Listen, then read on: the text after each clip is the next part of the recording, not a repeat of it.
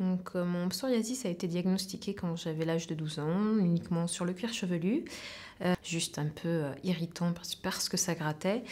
Et malheureusement, à l'âge de 14 ans, le psoriasis a envahi petit à petit les parties de mon corps, hein, un peu toutes, sans exception aucune quasiment. Et là, ça a été très très difficile puisque retournant voir le dermatologue, le psoriasis, effectivement, j'avais le nom, mais je n'avais pas l'explication sur la maladie que j'avais. Eh bien, on se décourage et à chaque fois que vous montrez votre psoriasis, les gens vous demandent ce que vous avez. On préfère éviter de dire qu'on a du psoriasis de peur de peur de la réaction des gens. Donc, bon, c'est vrai qu'on préfère mentir et dire qu'on a de l'eczéma, puisque les gens savent ce qu'est l'eczéma. Et finalement, ça n'inquiète pas trop, ou bien dire qu'on a été brûlé par le soleil, ou encore bien d'autres excuses.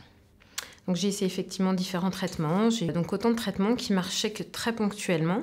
Et dès que j'arrêtais le traitement, mon psoriasis revenait de plus belle. Donc il y a un moment où il fallait effectivement que je comprenne que j'avais vraiment une vraie maladie chronique, puisque je voulais à tout prix me débarrasser définitivement, bien sûr, de mon psoriasis, comme tous les patients au début, puisque c'est là, ça vous empoisonne la vie, c'est tout le temps sur votre peau, on se lève avec, on se couche avec, on s'habille en fonction de son psoriasis.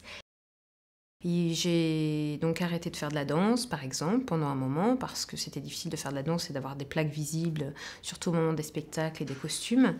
On change sa garde-robe, exit les petits hauts, exit les petites robes.